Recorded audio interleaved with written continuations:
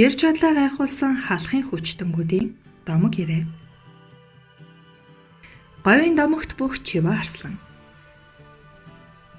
17 дугаар зууны үед одоогийн өргөн сумын нутагт чивэ арслан гэдэг ядуу бүх айл бараадан явхдаа гэрээ баглан дээр нь ээжигээ суулгаж үрээд нүүдэг байсан гин. Нэгэн жилч айлууд зуншлагтай газар нүүцгээхэд чивэ арслан ээж гэр хоёроо үрээд нүүдэл дагчээ. Тэрээр модон дөрвөлжийн худаг дээр адуу усалж байгаа хэсэг залуустай тааралдаж ачаага буулгахаас төвөгшөөгөөд өөрөөсөө аяга гарган ус хийж өгөөч гэж гуйжээ. Гэтэл залуус хүн уудаггүй усаа гэж тоглоом хийсэн гин. Тэгэхлээр нь чивэ арслан уурлаж ээж гэр хоёроо буулгаж орхиод худгийн баруун хань байсан ургаа хадыг булга татаж аваад хэн чуухай бай гэд худгийн амийг таглаад тавьчихжээ. Адуу усалж байсан залуус тэр чулууг яагаад ч зайлуулж чадахгүйг мэдээд эдэшний гүү амлан тэр чулуугаа авч өгөхийг гуйжээ. Чивэ арслан гүүгч нь авахгүй харин үүнээс хойш олуулаа хуваах ёстой юмыг бити өмчөрхөж байгаарэ гэчгээд чулууг худгийн амнаас авч идчихэд яваад өгчээ. Сүүлдээ арслан нас ахиж өөрийн хошуу ноёнд зодог шуудгаа барьж айн зоох юм өгөхийг гуйжээ. Тэгт нь хошуу ноён чиний бааста шээстэй өмсгөлөөр би яах вэ гэж загнаад авсангүй. Чивэ арслан гомдож энэ нутгийн бүх надаар шувтраг гэж хэлээд зодог шуудгаараа газар саваад яваад өгчээ. Арслан явсаар Ханган аймгийн хошууны нэг ноёнд очиж зодог шуудгаа барин ам зуулган юм гоохот тэр ноён маш их баярлаж зодог шуудгийг нь авч ам зуух мал хөрөнгө өгсөн гин. Чивэ арслан тэр нутагт хэдэн жил амьдарч байгаад төрсөн нутагтаа очиж ясаа тавина гэж зүтгэсээр яваад нутгийнхаа нэгэн тойромд ирж нас оржээ. Сүүлд нь арслангийн цээжинд чон зулцгалсан гэсэн домгийг өргөн дэлгэрэх алтан ширээ ихэд сумын ардууд үе дамжин ярьсаар иржээ. Чивэ арслангийн худаг таглаад дараа нь авч хайсан том чулуу одоо өргөн сумын нутагт модон дөрвөлжийн худгийн дэргэд байгаа ажээ. Түүний нас орсон газар нь өргөн сумын нутагт Арслангийн тойрон нэртэй байдаг бүлгөө. Жаахан дамби авраг.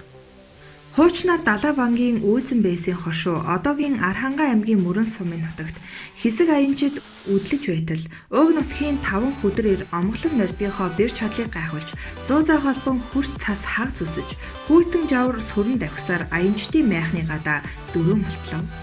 Залуус амар мэндэ мэдлэлсэн нутаг усаа асуун танилцаж бас аянд замд учирсан адал явдал зан олны сонин сайхан ярилцсаар нэгэн танаа нутагт жаахан дамби гэдэг нэгэн сайхан бүх гарч байгаа гэлөө. Аль хэр хүчтэй хүн бэ гэхэд сайх залуусын нэг нь овоо сайн бөхтөө гэж хариулав.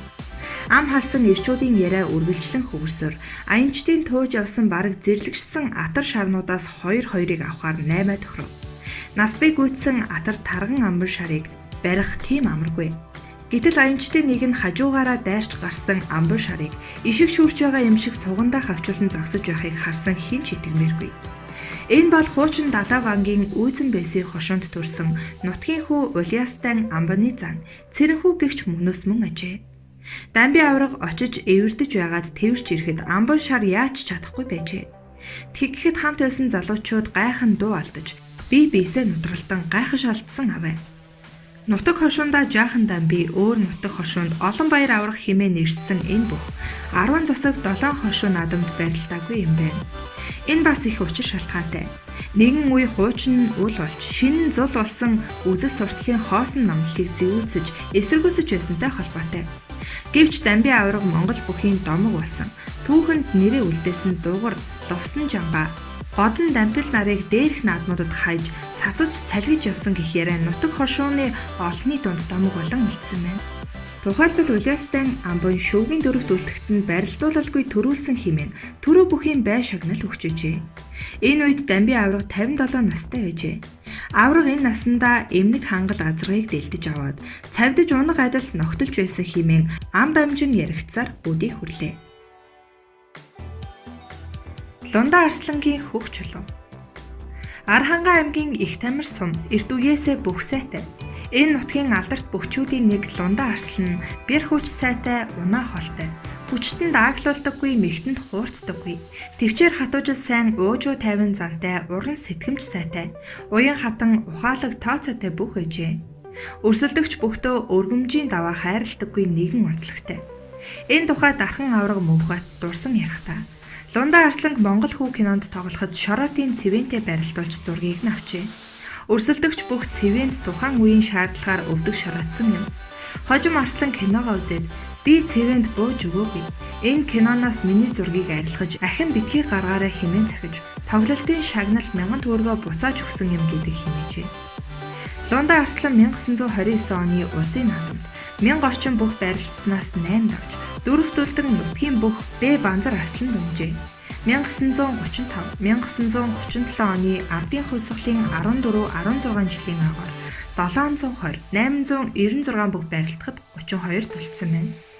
Их Тамир сумын Хөхнөр бригадын төвөөс баруун зүгт хөшийн тал үргэлжлэн Хатуугийн аманд тулж очино. Энэ уужим амын ширээ шиг дэвсэг дээр хэвтэж байгаа үхэр мэт том цул чулуу бий. Тэр чулууг Лунда Арслан өргөн авчирч тавьжээ. Арслан энэ чулууг бүсэлхийгээ хүртэл өргөвөл энэ жилийн наадмын бэлтгэл хангаглалаа гэж үздэг байжээ.